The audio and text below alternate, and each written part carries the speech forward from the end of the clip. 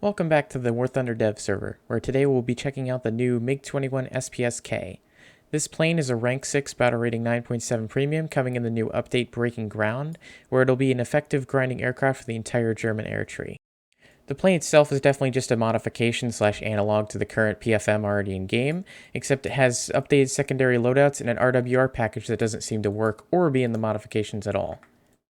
Looking through the modifications, you can see we have double the R3S missiles available, while you can still carry 2, and it also has the new R3R missiles, which were previously only capable of being carried in the Russian air tree. You also have 500 kilogram, 250 kilogram bombs, S-24s, and 32 S-5K rockets if you're interested in that. The modifications page, as you can see, does not have the RWR, even though for some reason it shows up in test flight. I'm really not sure why, but I'll let you know when I find out. Taking a closer look at the plane itself, you can see the double R3R pylons on each side, which in fact this is the loadout I would recommend you take. 4 R3Rs is quite versatile, and because they lock head-on and they are still kind of similar to 9Bs, I prefer the versatility of the R3Rs. You also have the small GSH-23 gun pod like the PFM has, with 200 rounds of ammo. The velocity isn't that good, but the belts have been changed and I really like them now. Just to demonstrate, let's try and shoot down this MiG-15 here. Yes, we're at short range, but look at how much I have to upward lead on that. They do hit hard now, though. Another great aspect of these missiles is the fact that you can basically just pitch up and launch one at anyone in any aspect. As you can see, we're about 3.5 kilometers away. They're coming sort of head-on with us. And most planes of this BR that it's going to be facing don't actually have RWR, and some don't even have chaff, and as you can see, they're quite powerful for that aspect. Even down here at low altitude, these missiles are quite capable. As you can see, we're yet again side aspect, where you'd normally not be launching an AIM-9B. And yeah, they're not going to notice it. But that doesn't mean it'll hit every time. From my anecdotal testing, this aircraft likes to stay around 1,270 to 1,300 kilometers per hour with a full missile load.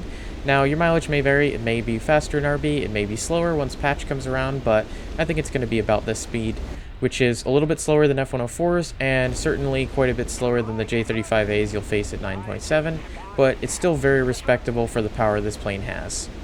I put the aircraft back to minimum fuel without fuel burn, and I'm just going to demonstrate the fact that it turns just as well as the PFM. It's around 11-12 Gs at maximum speed, which is around Mach 1. Let's pull again, 11-12 Gs, straighten out. And yeah, I don't own this aircraft, so the crew isn't very good. I apologize for that, but I think it still gets my point across. It still turns really well at high speed, but it does dump a lot of energy, as you can tell. And it wing rips too.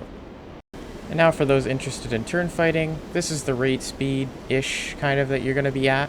With a full missile load, we're seeing about 14-15 degrees of turn rate with no flaps down. And we're maintaining 23.6 degrees of AOA, along with 4,600 kilogram force of thrust.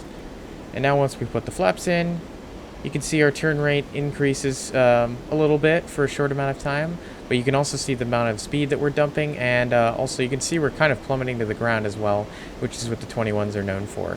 It's going to be similar rate and performance to the MiG-21 PFM, power of the missiles, so take that as you will. So to conclude, do I think this plane is worthwhile? Yes. However, there's a few caveats. It is still a 9.7 plane, and you will face up tiers, yes. It is really good in a down tier, yes. But you do not have countermeasures, and you only have some, well, they're fun missiles, but they aren't exactly meta missiles. If anybody else brings chaff or flares, your missiles aren't going to do very much. The gun is still very slow, so you can't really hit people at high speed, which is definitely a downside to this plane, but the gun hits really hard if you hit now, so that's definitely an upside as well. The airframe itself is still really good, like I already said. It's fast, it accelerates pretty well, it's not great.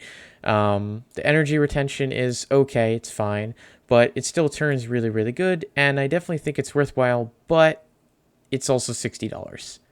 Now, if it was me, I would say $50 is a little bit more fair for an aircraft at 9.7, but that's up to guys to decide, not to me. If I were you, I'd wait and pick this up on sale when the spam dies down, and I think you'll have an enjoyable aircraft on your hands. Hopefully you enjoyed this review on the MiG-21SPS-K, and I'll see you next time. And now I'll fall for you.